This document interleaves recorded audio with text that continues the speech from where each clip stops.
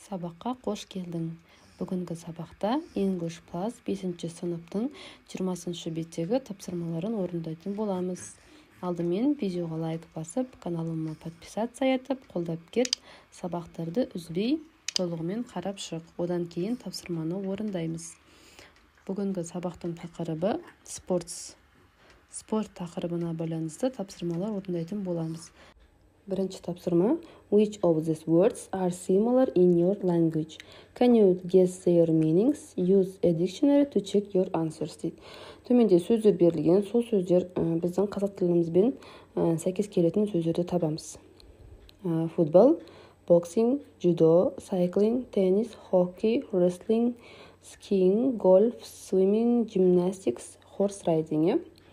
Аудармасын білесіңдер деген ойдамын.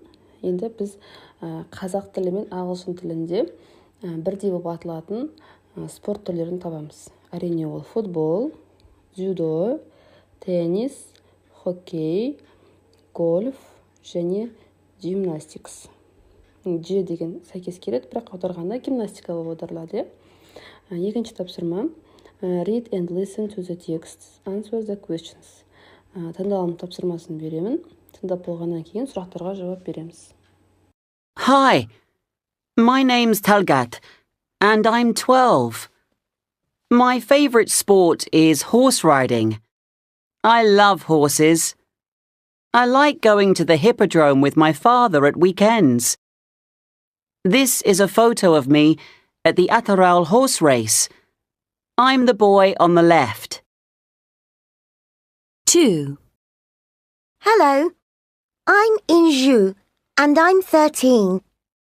I'm from Astana.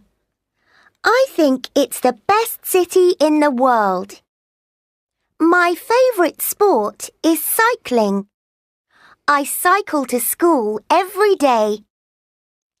These are my cousins, Altai and Yerian, with their bikes. Cycling is very popular in Kazakhstan. 3. Hi, I'm Gulmira and I'm 13. My favorite sport is judo. My friends and I are in the judo club at school.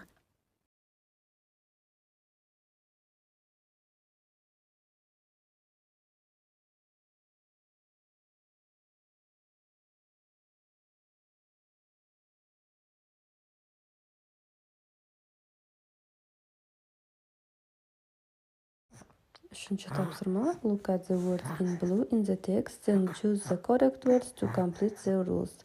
Төменде текстте берілген көк сөздермен жазылған сөздерді, көк түстермен жазылған сөздерді пайдалана отырып, төменде берілген ережені аяқтайтын боламыз.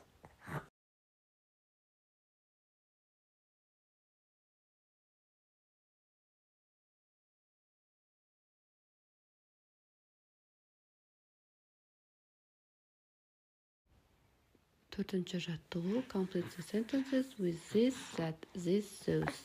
Сөйлемдерді this, that, this, those пенен аяқтайтын боламыз.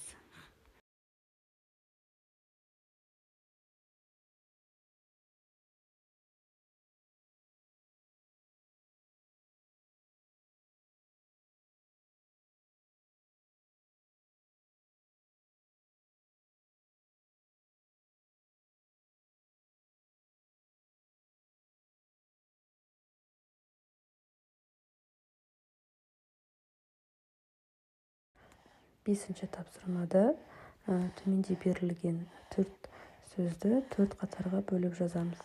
Яғни what дегенімізді сұрақтармен қолданамыз, an дегенді сол қатарға қоямыз, және артикльдер, beautiful, great, interesting деген сын есімдер, adjective, horse, photo, sport дегеніміз зат есім, noun.